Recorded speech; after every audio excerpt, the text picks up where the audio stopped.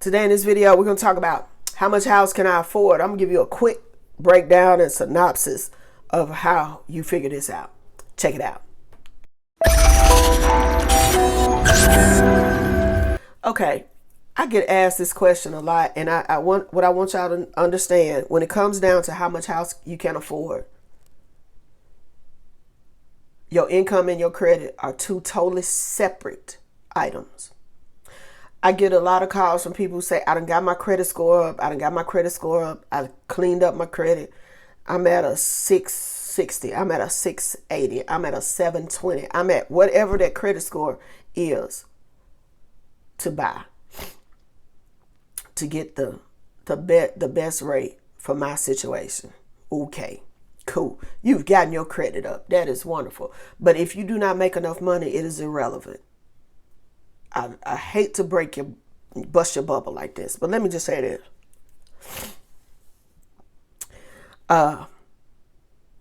In the United States, in this capitalistic society that we are in, money rules the world. Money makes everything move. Money. Either you have it or you do not. You're either the haves or the have-nots. Okay? So,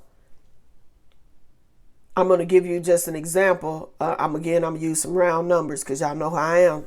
Sometimes off the top of my head don't work that well. So let's say this.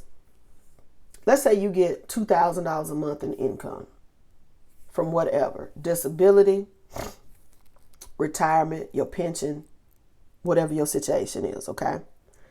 You get $2,000 a month.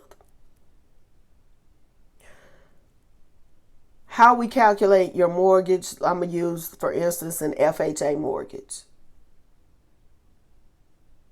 On an FHA mortgage, let's say the front ratio is 30%, because I got to use even numbers, okay? So if you got $2,000 a month in income, it says 30% is your housing ratio. That means that your mortgage payment can't be more than $600 a month.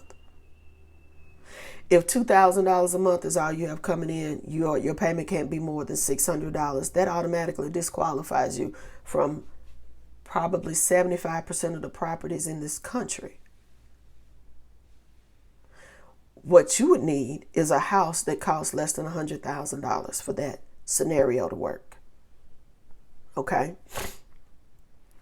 Now, because let's say that at 6.5% interest rate, on $100,000, that puts you right about, probably right about that payment. And that's even before I even get into the taxes and the insurance, because especially if you're in a state or a county or city that has, some sizable property taxes, you already blowed out the water. That means we're going to have to back you down some more. So if at the $100,000, that's a $600 a month payment, right? But the taxes are $250 a month where you live, where you're looking to buy. Then we got to move you back down. So you can't do 100,000. We may be more over at 80 to make your ratios work. Maybe your insurance is high. Your property insurance is high. I know, I've been watching. I told y'all I watch a lot of stuff all over the country, right? I watch news in 18 different cities. Cause I'm a YouTube junkie, so I'll be on there watching stuff. But so, I saw in Florida that a lot of insurance companies pulled out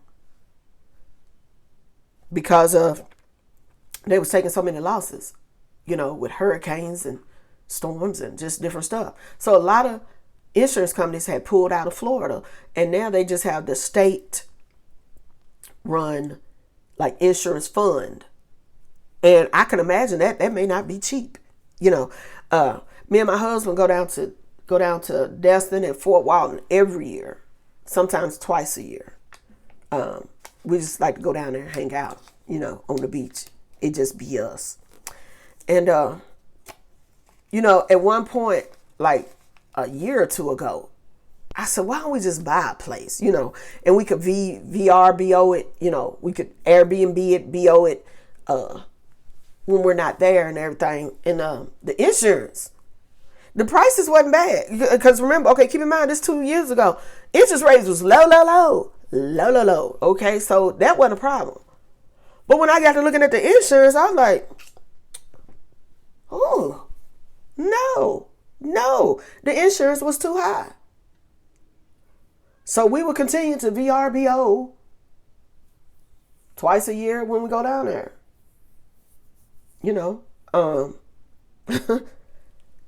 So your insurance may be too high. The property taxes may be too high. So the higher your property tax and your insurance is, the lesser amount of house you can afford. So you may be at a $60,000 house with your taxes and insurance just to make your ratios work. So we turn down quite a few people who don't make enough money.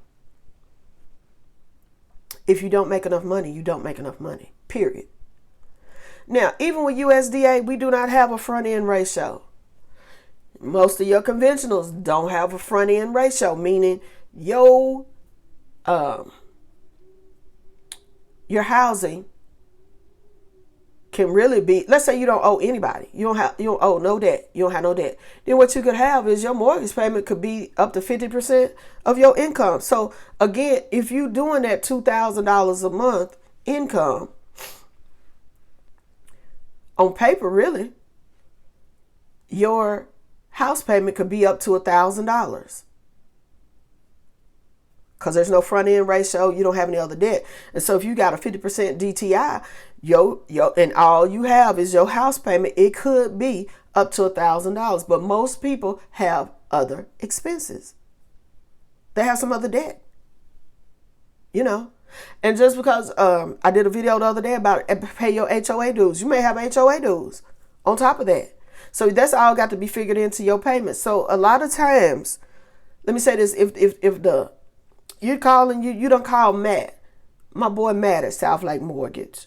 You done called your local lender and they tell you, yeah, baby, your credit score, you look good. Yeah, you look good on paper, but you don't make enough money. You don't make enough money. That means you cannot afford the average property there in your area or where you're looking to buy. And there's just nothing you can do about that other than increase your income. I'm sorry, it's not fair. Listen. I can tell you how many of y'all call me and tell me, well, that ain't fair. Well, that sucks. I know it do. But it is what it is. So when you're figuring out how much house you can afford and you working on your credit and everything, the same way you building up that credit score, you need to be building up that income. You need to go find you some more income. I know.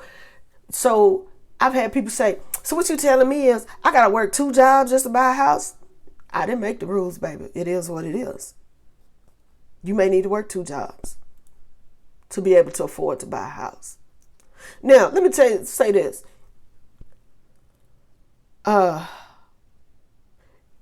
What you look like on paper to qualify for the house and what you look like the day after closing can be 2 totally different things. Let me say that one more time.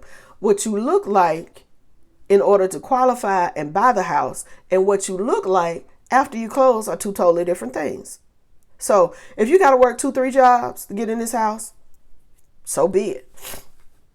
But the day after closing, if you want to quit 1-2 of them jobs, that's between you and yourself and your God, because nobody's going to be checking to make sure that you're still working 3 jobs. And as long as you pay that mortgage, you ain't got to worry about nobody getting funky with you, knocking on your door, telling you to get out, none of that stuff. As long as you pay your mortgage, you pay your HOA dues, you pay your property taxes, you pay your insurance. As long as you pay that, you ain't got to worry about nobody. They don't care what you do after closing. So all I'm saying is, if you're not making enough money, and you told you're not making enough money, a 800 credit score is not going to fix that. An 850 credit score is not going to fix that.